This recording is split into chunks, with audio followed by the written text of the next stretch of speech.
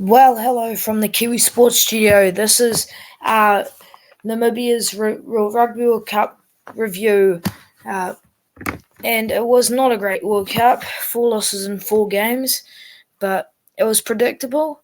We could see it coming. They're not a top side, as we've seen them before, but really they'll be disappointed. But they really showed their last game that they can fight against those lower teams like Uruguay, as they just lost 26-36 in a match they probably should have won, which discipline lost the game.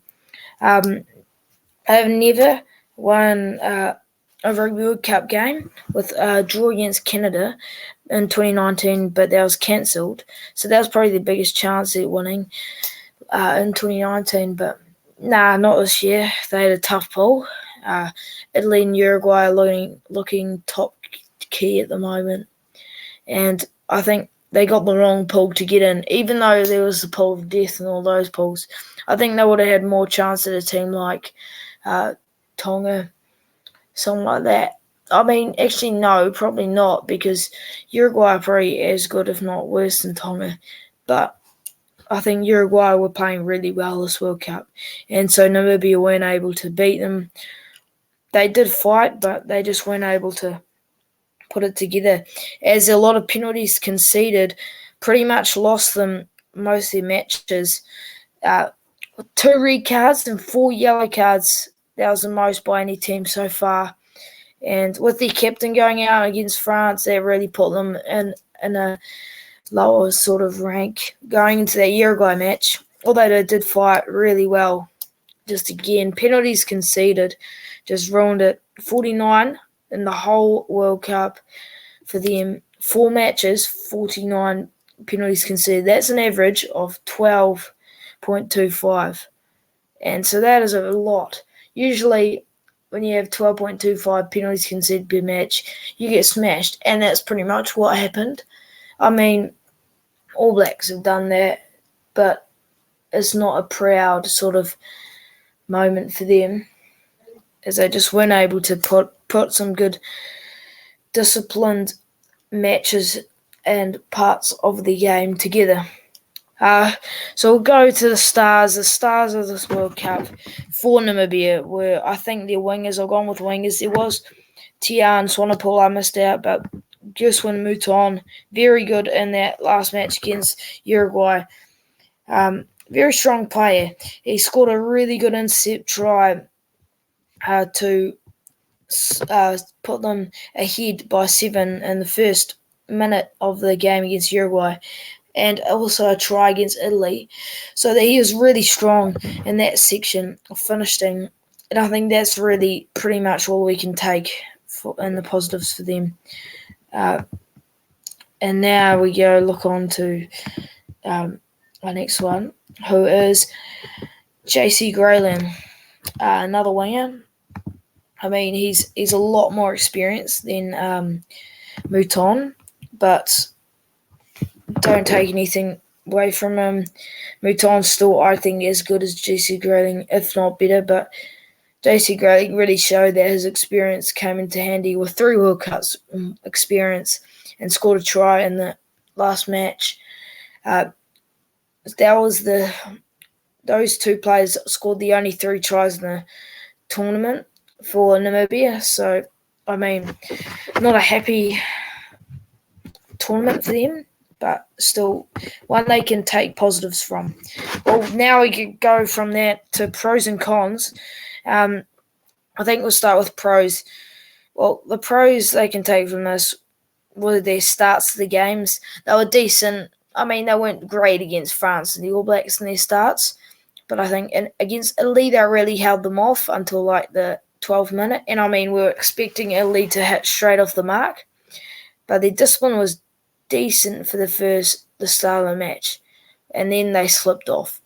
And against Uruguay, they showed that too, with 2 tries to put them ahead by 14. So they really took it to Uruguay and those starting in that match, which really put pressure on Uruguay, but they weren't able to carry that on. And then, as we've been talking about, the wingers, the only players to score tries in the match, were probably the best, were the best people in that team, the positives probably. Then the cons, we go with cards and penalties, definitely. 2 red cards and 4 yellow cards, including a red card to the captain, and then the stand-in captain got a yellow card against Uruguay. So another disappointing part to where they became not one of the favourites of the pool. That's where they pretty much have lost most of their games. Like they got smashed against France because they only had 13 men at one time. And it's really taking, like, cards really are putting a lot of pressure on those teams. I mean, we saw England beat Argentina with 14 men the whole game. But Namibia, they're not a strong team. They need 15 men. And they weren't able to keep 15 men all the time, which is just not good enough for a team like them. Then their defence was also pretty bad. A lot of high tackles and then a lot of easy run-throughs for teams. 153 tackles missed. That's a crazy stat. That's about 35-odd tackles missed a game. That's 35, I reckon. If you have that, that's probably 35 try chances in a row, or 35 breaks. So then you're looking at, if you're converting that, a lot of the time you're scoring from that too. So really, they were just not good enough in defence during that match. Then we go on to high tackles. They were disappointing in that section too, with a lot of red cards and yellow cards during the matches, as we've talked about before. They were second the most tackles, but they've already played all their matches. So, I mean, they've got an advantage over the other teams in the stats area. 358 tackle carries, and 77 kicks. So they're decently varied running and kicking game. The most high tackles, 49 penalties conceded. That's where they lost a lot of their match. 14 turnovers won, 38 lineouts. So they were up to scratch in the set piece most of the time. It was just more that broken play that really broke them apart. 7th in the World Cup for tackles missed, and they missed a lot of tackles. This is their 7th World Cup. But one positive they can take from this was the most points they've ever scored at a Rugby World Cup match was against Uruguay, 26 points. Now was this morning, and that's a positive, but they should have won it. They would have wanted to win it anyway. 26-36 loss against Uruguay, and before that, 96-0 loss against France. And 71-3 loss against New Zealand. Not surprising. And 52-8 loss against Italy. So big margins there that lost them a lot of leadway going into this World Cup. So, unlucky tournament for Namibia. They haven't really had any luck, but they've been undisciplined and not showed what they need to be in this World Cup stage. They're going to have to be a lot better in 4 years' time to start winning.